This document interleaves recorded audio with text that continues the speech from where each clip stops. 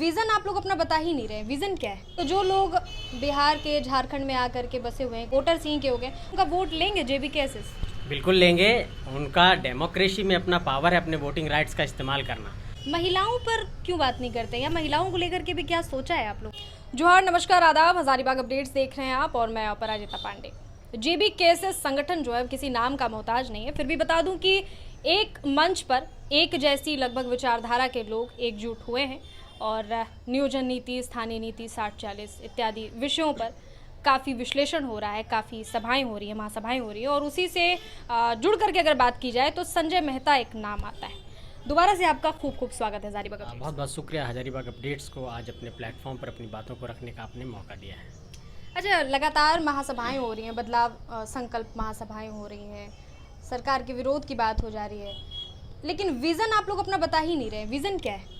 Vision ये है कि झारखंड के भीतर जो झारखंड की आइडियोलॉजी है, झारखंड की जो मानसिकता है, जो झारखंडी विचारधारा है, और हजारीबाग अपडेट्स के तमाम दर्शकों को ये कहना चाहूँगा कि इस आंदोलन का एकमात्र ये विजन है कि झारखंड के भीतर डोमिसाइल की पॉलिसी झारखंडियत के आधार पर डिफाइन हो। दूसरी बात है कि जो यहाँ की नियोजन नीति है, उस नियोजन नीति में झारखंड के नौजवानों को प्राथमिकता मिले। तीसरा, जो हम लोगों ने बार बार स्पष्ट तरीके से कहा है कि इस राज्य के भीतर जिस तरीके से डिस्प्लेसमेंट हुआ है, जिस तरीके से विस्थापन हुआ है, उस तरीके से पुनर्वास की पॉलिसी नहीं बनी है, और अगर रिहेबिलिटेशन की पॉलिसी नहीं बनेगी तो हम लोग लगातार इसकी मांग करेंगे। ये बिल्कुल क्रिस्टल क्लियर है, बिल्कुल स्पष्ट है। हमारा विजन यही है कि हम स्थानीय नीति की मांग कर रहे हैं, नियोजन नीति की मांग कर रहे हैं और झारखंड में पुनर्वास नीति की मांग कर रहे हैं और झारखंड की नौकरी में यहाँ के नौजवानों को प्राथमिकता मिले, इसकी मांग कर रहे हैं। बिल्कुल स्पष्ट विजन है, कहाँ कोई कन्फ्यूजन है, बताइए। लगातार 2024 के चुनाव को लेकर के भी बात हो रही है और ऐसे में बात होती है वोट की, जो सबसे मुख्य चीज़ होती है, जनता को कमाना, वोट पाना। तो जो लोग बिहार के झारखंड में आकर के बसे हुए हैं, काफ़ी दिनों से रह रहे हैं, बाशिंदे यहीं के हो गए हैं, वोटर यहीं के हो गए, उनका वोट लेंगे जेबी केसेस? बिल्कुल लेंगे।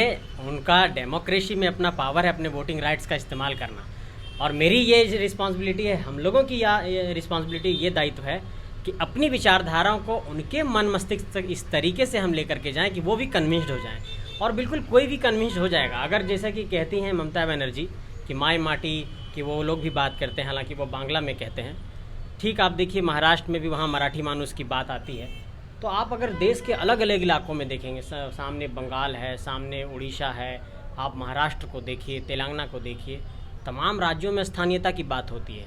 हम लोगों के पास जब भी स्थानीयता की बात होती है, ये बात इसलिए थोड़ा सा लोगों को दिगर गुजरता है कि नहीं, पहले बिहार झारखंड भाई भाई थे, तो जब अलग हो गए तो यहाँ पर भी हम लोगों को अधिकार मिलना चाहिए। लेकिन अगर बहुत ही सूक्ष्मता से, बहुत ही माइक्रो लेवल पर आप एनालिसिस करेंगे इस बात का, आपको ये पता चलेगा कि 15 नवंबर 2000 की जो तारीख थी, जिस ऐतिहासिक तारीख को झारखंड अलग हुआ है, उस तारीख के बाद से जब झारखंड की जो स्थानीयता है, बिहार की जो स्थानीयता है, वो अलग अलग तरीके से परिभाषित कर दी गई। जबकि 3 मार्च 1982 को जो स्थानीय नीति परिभाषित हुई थी संयुक्त बिहार के समय, अगर 1982 की बात करें या फिर बिहार से अलग होने के पहले की बात करें, तो जो स्थानीय नीति बिहार में एप्लीकेबल थी वो साउथ बिहार के इलाके में भी था, दक्षिण बिहार के इस इलाके में भी था। लेकिन जैसे ही 15 नवंबर को हम अलग होते हैं तो बिहार की स्थानीय नीति यथावत रह जाती है और झारखंड की स्थानीय नीति बदल जाती है। तो इस बात को लेकर कोई भी कन्विंस होगा कि झारखंडियों की ये मांग बिल्कुल गलत नहीं है कि झारखंड की नौकरी में झारखंड के लोगों को प्राथमिकता मिले और झारखंड की एक स्थानीय नीति बने। इसको लेकर के मुझे लगता है कि देश के तमाम राज्यों के लोग हम लोगों का समर्थन करेंगे और महाराष्ट्र के लोगों ने भी समर्थन किया है इस बात का। बताएं आप। अच्छा, ये स्थानीय नीति, नियोजन नीति की बातें हो रही हैं, महिलाओं पर क्यों बात नहीं करते, या महिलाओं को लेकर के भी क्या सोचा है आप लोगों ने कुछ? बिल्कुल, महिलाओं को लेकर के हम लोगों ने सोचा है। और देखिए, झारखंड के भीतर ये एक बहुत बड़ा दुर्भाग्य रहा है कि जो यहाँ की महिला आबादी है, जो आदिवासी मूलवासी महिला आबादी, उनके लिए इस राज्य के भीतर एक बहुत बड़ी वैसी कोई व्यवस्था नहीं है। आप देखेंगे कि अगर उनका सामाजिक राजनीतिक उत्थान करना है, उनका आर्थिक उत्थान करना है, उनका शैक्षणिक उत्थान करना है, तो उसके लिए ऐसी कोई व्यवस्था हम लोगों के सामने नहीं नज़र आती। आप देखिए कि हम लोग को एजुकेशन की बात कहते हैं, लेकिन आप देखिए हजारीबाग में आपने सुना होगा कि केबी विमेंस कॉलेज एक बहुत पुराना कॉलेज है, लेकिन आप हाल फिलहाल में ऐसा कुछ गौर करिए कि क्या कोई बड़े कॉलेज यहाँ पर खुल पाए? क्या महिलाओं के लिए कुछ हम लोगों ने बड़ा संस्थान खोला? क्या यहाँ पर कुछ ऐसे अलग अलग इलाकों में बड़े संस्थान खुले जहाँ पर बेटी बहन पढ़ पाए? तो जिन लोगों ने यहाँ का नेतृत्व संभाला है, जो पॉलिटिकल लीडरशिप में लंबे समय से रहे हैं, जिन्होंने लंबे समय से नेतृत्व किया, और हजारीबाग तो एक ऐसा इलाका रहा है जिसने वित्त मंत्री, विदेश मंत्री दिया, जिसने नागरिक उड्डयन राज्य मंत्री दिया, जिसने सिविल एविएशन के MOS को दिया इस धरती से, और उस धरती से जहाँ पर आप समझिए कि राष्ट्रपति पद के उम्मीदवार रहे, कितना बड़ा ये एरिया है। हम लोग गौरवान्वित महसूस करते हैं कि ऐसे शख्सियत हजारीबाग की धरती से हैं। लेकिन दुर्भाग्य इस बात का है कि ऐसे लोग भी इस तरह की चीज़ें नहीं सोच पाए, बेटियों की शिक्षा के लिए नहीं सोच पाए। आज हजारीबाग में आप देखिए 2 सब डिवीज़न है, बरही और आपका हजारीबाग है। इस इलाके में आप देखिए कि और कितने वीमेंस कॉलेज हैं। तो बेटियों के लिए अगर आप कह रहे हैं कि हम लोग क्या सोच रहे हैं, हम लोग तो अपने स्तर से सोच रहे हैं, लेकिन बुनियादी तौर पर 2 दशकों में जो खामियां रहेगी उसको एक दिन में हम लोग ठीक नहीं कर पाएंगे। और अभी तक हम लोग तो कहीं पहुँचे भी नहीं है, लगातार प्रोटेस्ट कर रहे हैं। इसलिए मैं ये कहना चाहता हूँ कि जो लगातार दशकों तक जो छल हुआ है यहाँ पर झारखंडियों के साथ, यहाँ की माताओं के साथ, यहाँ के बहनों के साथ, यहाँ के शैक्षणिक आधार पर, यहाँ के राजनीतिक आधार पर, यहाँ के आर्थिक आधार पर, यहाँ के नौकरियों पर, यहाँ के सामाजिक समीकरणों पर एक बहुत बड़ा प्रहार हुआ है, उसको लेकर के ये पूरी आवाज़ उठाई जा रही है। और एक सामूहिक संघर्ष है, किसी एक विषय को लेकर के नहीं है। जब हम लोग झारखंडियत की बात करते हैं, झारखंड की आइडियोलॉजी की बात करते हैं, तो ये एक सामूहिक संघर्ष की बात हम लोग करते हैं।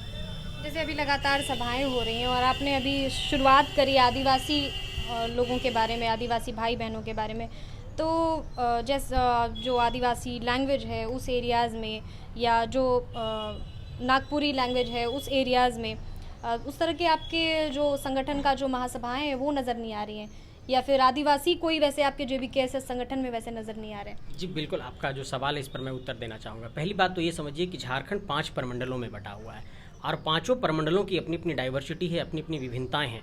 आप जैसे संथाल में जाएंगे तो वहाँ का जो संथाल का ट्राइब्स है, संथाल का ट्राइब्स उत्तरी छोटा नागपुर के ट्राइब्स से आपको मैच नहीं करेगा। आप जब उत्तरी छोटा नागपुर में आएंगे तो आपको पर यहाँ उरांव मिलेंगे। आप जाएंगे आप पलामू की तरफ तो आपको कुछ अलग दिखेगा। आप कोल्हान जाएंगे तो कुछ अलग दिखेगा। आप अगर दक्षिणी छोटा नागपुर में जाएंगे तो अलग दिखेगा। तो इस तरीके से जो विभिन्नताएं हैं और झारखंड की जो 9 क्षेत्रीय और जनजातीय भाषाएं हैं, चाहे संथाली की बात हो की बात हो, मुंडारी की बात हो, खड़िया की बात हो, पंचपरगनिया की बात हो, कुरमाली की बात हो, नागपुरी की बात हो, ये जो हमारी 9 जनजातीय भाषाएं हैं, पहले तो इस विषय पर आना चाहूँगा कि किस तरीके से झारखंड की जो भाषाई मौलिकता थी उसको लेकर के एक बड़ा प्रहार हुआ है। भाषाई मौलिकता की बात मैं ये कह रहा हूँ कि ये जो 9 हमारी क्षेत्रीय जनजातीय भाषाएं हैं, इसको लेकर के यहाँ के विश्वविद्यालयों में, यहाँ के स्कूलों में प्राथमिक स्तर पर इस शिक्षा को अनिवार्य किया जाना चाहिए था। अब आप समझिए कि जो आपका एक तरीके से हम लोग झारखंड के में खोरठा में कहते हैं माइक्रोवा भाषा, मतलब माँ के गोद में जो भाषा हमने सीखा। एक माँ अगर अपने बच्चे को लोरी सुना रही होती है दूध पिलाते हुए, अगर संथाल के किसी इलाके में, तो निश्चित तौर पर वो हिंदी और इंग्लिश में लोरी नहीं सुनाएगी, वो संथाली में सुनाएगी।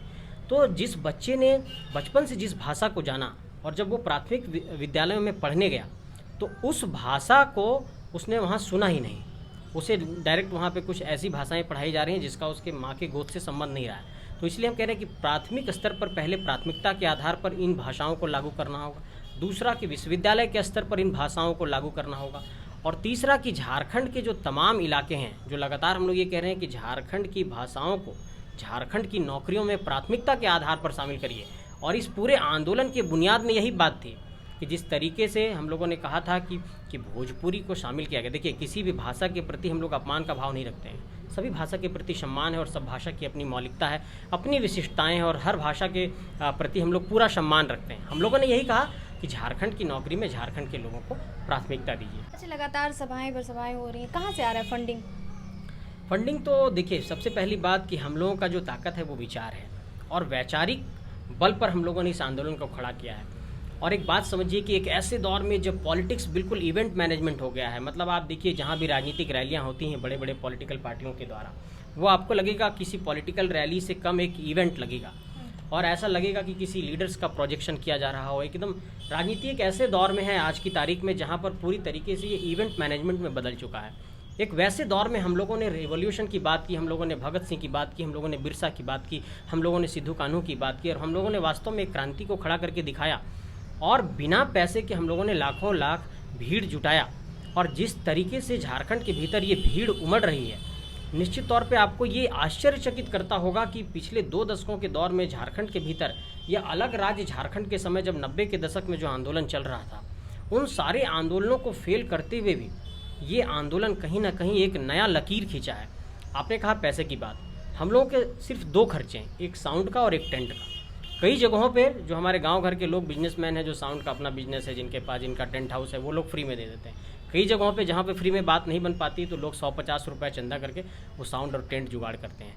तीसरा बात होता है कि कुछ कार्यकर्ता आए तो खाना वाना कौन खिलाएगा। तो गांव घर में कई ऐसे लोग हैं जो ये जिम्मेवारी उठा लेते हैं कि हम 50-100 आदमी का खाना बना देंगे, आप लोग चिंता मत करिए। ये 3 खर्चे हैं। तो खाना हम लोग को गांव वाले खिला देते हैं, टेंट साउंड भी कोई दे देते हैं, अगर नहीं बात बनता है तो 100-50 लगा करके हम लोग टेंट और साउंड जुगाड़ ले, यही खर्च है और कोई खर्च है नहीं। अच्छा, हाल ही में ये चौपारण में जो महासभा हुई थी, हम लोग कवरेज के लिए गए हुए थे, वहाँ लोगों का कहना था कि जयराम जो है पिछला जैसे नज़र आते थे, जिस अग्रेसन में नज़र आते थे या विपक्षियों को जिस तरह से कटघरे में खड़ा करते हुए नज़र आते थे, इस बार वो नहीं आए, थोड़े शांत नज़र आए। नहीं, बिल्कुल, उनका नाम ही टाइगर है, वो तो अग्रेशन में रहते ही हैं हमेशा। आपने देखा होगा कि जो उनका आक्रोश है, इस बार लोगों का कहना है कि उनके फैंस का कहना है कि इस बार वो नज़र नहीं आया। नहीं, उनकी जो आक्रोश की अभिव्यक्ति है, आप समझिए इस बात को कि जब वो खुद को एक्सप्रेस कर रहे होते हैं तो वो बिल्कुल नेचुरल अंदाज में करते हैं। या फिर हमारे तमाम जितने भी हमारे कार्यकर्ता हैं, हमारे संगठन के पदाधिकारी हैं या संगठन के जो भी नेता हैं, आपको ये दिखाई पड़ेगा कि उनके स्पीच में बहुत नेचुरल अंदाज है, बहुत प्योर है, जिसको एकदम खाँटी कहते हैं हम लोग, कोई बनावटी बातें नहीं हैं। और आप देखिए, जब वो किसी को ललकारते हैं, जब वो किसी को भी ललकारते हो, चाहे अडानी को ललकार रहे हों, चाहे टाटा को ललकार रहे हों, चाहे इस राज्य के ब्यूरोक्रेट्स को ललकार रहे हों, चाहे इस राज्य के किसी नेता को ललकार रहे हों, तो बहुत बेबाकी के अंदाज में वो ललकार रहे होते हैं। और वो सीधे साफ तौर पर कहते हैं कि जो आदमी गलत है उसके खिलाफ हम बुलंदी के साथ आवाज़ बुलंद करेंगे, जो ईमानदार है उनका सम्मान है, लेकिन जो अगर गलत है उसके खिलाफ आवाज़ बुलंद करेंगे। और उनकी बेबाकी में मुझे नहीं लगता कहीं खोट है। आप देखिए, यहाँ की धरती से लेकर के बेलापुर की धरती, महाराष्ट्र में भी आपने देखा कि कितनी भीड़ उमड़ी प्रवासियों की। अब आने वाले वक्त में बेंगलोर में भी सभा होगी, दिल्ली में भी लोगों का मिलन समारोह हुआ है। तो इस तरीके से लगातार संगठन की गतिविधियाँ चल रही है और लगातार उनकी आक्रामकता और भी बढ़ रही है, और मुझे नहीं लगता कि उनकी आक्रामकता में कोई कमी आई है। कई लोग ये भी कह रहे हैं कि संजय मेहता भाई कभी वकील बन जाते हैं, कभी वो गोविंदा वाली मूवी थी ना, राजा बाबू या ऐसा कुछ, कभी वकील बन जाते हैं, कभी राजनीतिक विश्लेषणकर्ता बन जाते हैं, कभी राजनीतिक पार्टी में दाखिल हो जाते हैं, कभी भाई विधायकी के लिए लड़ लेते हैं। देखिए, मैं एक बात आपको बताना चाहूँगा, क्वालिटीज़ हैं, ये सब तो जान रहे हैं हम लोग कि भाई संजय मेहता बहुत सारी चीज़ों को कर चुके हैं, बहुत सारी पढ़ाइयाँ पढ़ चुके हैं, तो क्वालिटीज़ की वजह से ये करते हैं या कोई समस्या आ रही है? नहीं, मैं आपको स्पष्ट करना चाहता हूँ इस पर। पहली बात देखिए, एक बात समझिए कि जब कोई साधारण घर से आदमी निकलता है तो उसको सभी विषयों की समझ रखनी होगी। और डेमोक्रेसी जिन विषयों से मिल करके, जिन बिंदुओं से मिल करके बनता है, जब हम लोग कार्यपालिका की बात कहते हैं, विधायिका की बात कहते हैं, न्यायपालिका की बात कहते हैं, पत्रकारिता की बात कहते हैं, और जब भी मैंने इन विषयों को समझने की कोशिश की तो देखिए, मैंने सिविल सर्विसेज एग्जामिनेशन की तैयारी भी की, तो उससे आपको ये समझने में सहूलियत होती है कि कार्यपालिका की क्या भूमिका है, कार्यपालिका कैसे कामकाज करती है। मैंने पत्रकारिता की भी पढ़ाई की और मैंने बाकायदा पत्रकारिता किया भी कुछ समय तक, उससे भी एक अनुभव हासिल हुआ। मैंने LLB की भी डिग्री हासिल की और इससे ये समझ में आया कि कानून की जो प्रक्रिया है, कानून की जो शक्ति है, कानून को किस तरीके से लागू किया जाता है और कानून का क्या महत्व है, इन सारी चीज़ों को काफ़ी नज़दीक से समझने का मौका मिला। तो जब आप कार्यपालिका, विधायिका और न्यायपालिका को बहुत नज़दीक से जानते हैं और समझते हैं, और पत्रकारिता को भी बहुत नज़दीक से जानते और समझते हैं, और इन्हीं चार स्तंभ से मिलकर के डेमोक्रेसी बनता है, लोकतंत्र बनता है। और अगर उस विषय में आप अपनी कुछ भूमिका को एक तरीके से जनता के बीच लेकर के प्रदर्शित करना चाहते हैं, तो निश्चित तौर पर उन सारे विषयों को लेकर आपके भीतर एक समझ होनी चाहिए। और कहीं ना कहीं कहिए कि अनुभव को प्राप्त करने का ये एक दौर रहा, जिस कारण से ऐसी कुछ चीज़ें आपको परिलक्षित हुई होंगी। लेकिन मैं स्पष्ट तौर पर ये कहना चाहता हूँ कि ये सारा एक सीखने का दौर था। हम जैसे लोगों को कोई भी आकर के तुरंत किसी बड़े पॉलिटिकल पार्टी में या फिर जगह नहीं मिलने वाला है। देखिए, दूसरी बात कि हम लोगों के लिए संघर्ष बहुत बड़ा होता है, जो हम लोगों के लिए नहीं, मतलब ऐसे पृष्ठभूमि से जो लोग निकल करके सामने आते हैं। पहली बात कि आप किसी पॉलिटिकल डायनेस्टी से संबंध नहीं रखते हैं, आपका कोई राजनीतिक परिवार, राजनीतिक वंशवाद से संबंध नहीं है। दूसरा बात कि आप कोई कॉरपोरेट नहीं है, कोई माफिया नहीं है, आप कोई पूंजीपति नहीं है कि आपके पास बहुत पैसा है, आपको तुरंत जो है राजनीति में जगह मिल जाएगी। तीसरी बात कि यहाँ पर पॉलिटिक्स में एक बहुत बड़ी लॉबी चलती है और उस तरीके की ऐसे साधारण लोगों की कोई लॉबी नहीं होती है। मैं ये कहना चाहता हूँ कि जब इतनी कठिन परिस्थितियाँ हैं और झारखंड इतने मुश्किल दौर में है, और जब हम लोग ये समझ रहे हैं कि आंदोलन की ज़रूरत है इस राज्य को, इस झारखंड को, कि अगर 2 दशकों के बाद भी यहाँ के लोगों को नौकरी नहीं मिल पाती है, पुनर्वास नहीं हो पाता है, वो विस्थापन से त्रस्त हैं, विस्थापन का वो दंश झेल रहे हैं, तो ऐसे में ये महसूस होता है कि इस राज्य को एक आंदोलन की ज़रूरत है। और जब हम ये समझ रहे हैं कि झारखंड इतने मुश्किल दौर में है, तो बतौर झारखंडी मेरा ये कर्तव्य बनता है कि झारखंड के लिए आवाज़ उठाएं। और जब 21 दिसंबर 2021 को ये आंदोलन की शुरुआत हुई थी, उस समय से लेकर के अभी तक इस आंदोलन में किसी न किसी रूप में सक्रियता बनी हुई है। और जब तक इस आंदोलन को मुकम्मल नहीं करेंगे, मुकाम तक लेकर के नहीं जाएंगे, ये सफ़र जारी रहेगा, ये संघर्ष का सफ़र जारी रहेगा। बहुत शुक्रिया। अच्छा, एक चीज़ और पूछना चाह रही थी कि ऐसा क्या हो गया कि जयराम महतो टाइगर हैं भाई, आप भी बता रहे हैं, उनके फैंस भी कह रहे हैं, ऐसा क्या अचानक हो गया कि संजय मेहता जो है सुरक्षा की मांग करने लगे जयराम महतो को लेके?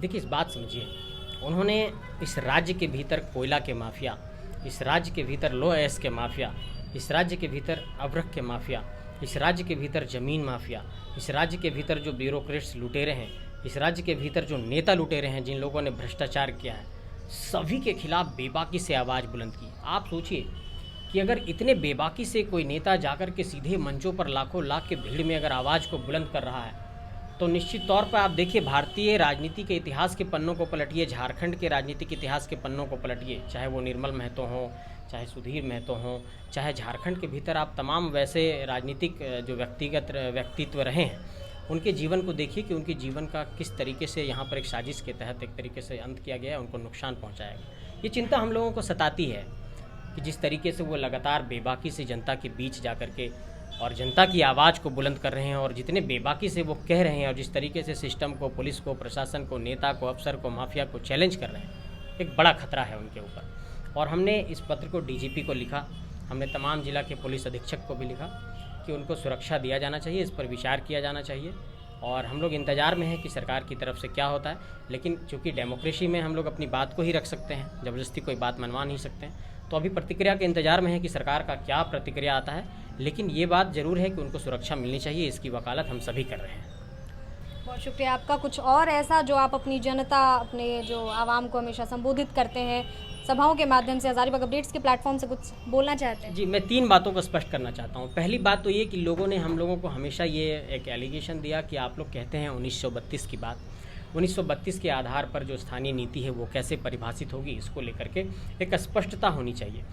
हम लोगों ने कहा कि देखिए, हम लोग किस बात की बात कह रहे हैं कि पहले आप स्थानीयता की परिभाषा तय करिए। हमने कहा कि कोई भी एक ऐसा भारतीय नागरिक जो झारखंड के भीतर निवास करता हो और जिसके पास डोमिसाइल झारखंड का हो, और जिसके पास 1932 के पूर्व का या 1932 का या 1932 के पश्चात का या जिला आधारित अंतिम सर्वे का खतियान है, या उसका नाम या उसके पूर्वज का नाम उस खतियान में दर्ज है, तो वो झारखंड का स्थानीय कहलाएगा, स्थानीय निवासी कहलाएगा। सरकार ने इस पर एक कोशिश की थी, जिस बिल को रिजेक्ट कर दिया राज्यपाल महोदय ने। और इस बात पर हम ये कहना चाहेंगे कि अगर देश के अलग राज्यों का आप देखेंगे कि वहाँ पर नौकरियों को कैसे आरक्षित किया गया, वहाँ के स्थानीय लोगों को, इस बात को बहुत ही बारीकी से समझने की ज़रूरत है कि जब किसी राज्य को, वहाँ के लोगों को और वहाँ के लोगों को एक अलग अधिकार दिया गया, 15 नवंबर 2000 को जब हमें एक अलग राज्य के तौर पर आइडेंटिटी मिली, तो इस बात को आप समझिए कि अगर यहाँ के लोगों को यहाँ की नौकरी में प्राथमिकता नहीं मिलेगी, तो ये क्या जाकर के दूसरे राज्यों में नौकरी लेने के काबिल है? बिल्कुल, आप भी इस बात से कहीं ना कहीं अग्री करेंगे कि नहीं, बिल्कुल ये संभव नहीं है। तो ऐसे में सवाल क्या बनता है कि यहाँ की नौकरी, हम ये कह रहे हैं कि बार बार कहते हैं कि 3rd और 4th ग्रेड की नौकरी यहाँ के लिए आरक्षित होनी चाहिए। फिर इस पर एक हवाला दिया जाता है कि नहीं, आर्टिकल 14 जो है वो समानता का अधिकार है और इस देश के किसी भी राज्य में किसी को भी जाकर के नौकरी करने का अधिकार है। लेकिन मैं बार बार इस बात का हवाला देता हूँ कि आप देखिए आंध्र प्रदेश को कि 371D के तहत आंध्र प्रदेश में एक विशेष प्रावधान किया गया कि यहाँ की नौकरी यहाँ के लोगों के लिए आरक्षित होगी। तो एक ये रास्ता हो सकता है कि 371 में झारखंड को जगह दिया जाए। जब 370 को ख़त्म किया जा सकता है तो 371 में झारखंड को शामिल भी किया जा सकता है। इस पर एक इच्छा शक्ति दिखनी चाहिए। हम लोगों ने यही बार बार बात कहा। एक मैं और बात कहना चाहूँगा कि झारखंड के भीतर जो OBC का कैटेगरी है उसको अभी तक 27% का रिजर्वेशन नहीं मिल पाया, जबकि आप मंडल कमीशन की जब सिफारिश को पढ़ेंगे, मंडल कमीशन ने मोटा मोटी यही बात कहा कि जिसकी जितनी संख्या भारी है उसकी उतनी हिस्सेदारी होनी चाहिए। और 1990 में जब मंडल कमीशन की सिफारिशों को देश में लागू किया गया तो ये कहा गया कि 27% का रिजर्वेशन कमोबेश OBC के लिए होना चाहिए। लगभग 3741 OBC की जो जातियाँ हैं और उसके बीच ये आरक्षण का प्रावधान होना चाहिए 27%, लेकिन झारखंड के भीतर सिर्फ 14% OBC को आरक्षण है। तो 4-5 ऐसे मसले हैं जिस पर मैं बहुत स्पष्टता से ये बात कहना चाहूँगा कि झारखंड की स्थानीय नीति खतियान पर परिभाषित नहीं है, झारखंड की नियोजन नीति झारखंडियों के अनुसार नहीं है, झारखंड में जो सरना धर्म कोड की मांग यहाँ के सरना धर्मावलंबी कर रहे हैं, सरना धर्म कोड पर केंद्र ने अब तक कुछ नहीं किया। OBC का रिजर्वेशन के लिए सरकार ने विधेयक दिया था राज्यपाल को, उस विधेयक को राज्यपाल ने रिजेक्ट कर दिया। यहाँ पर स्थानीय नीति का भी विधेयक गया राज्यपाल के पास, राज्यपाल ने रिजेक्ट कर दिया। तो तमाम ऐसे मसले हैं जो ये दिखाई पड़ता है कि यहाँ पर झारखंडियों के साथ एक बड़े स्तर पर छल हो रहा है। आपका संजय जी। इसी के साथ अब इजाज़त दीजिए। ये संजय मेहता थे हमारे साथ और इन्होंने हर बार की तरह इस बार भी बहुत ही सहजता से अपनी बातों को आप लोगों के समक्ष रखा। शुक्रिया, मैं अपराजिता।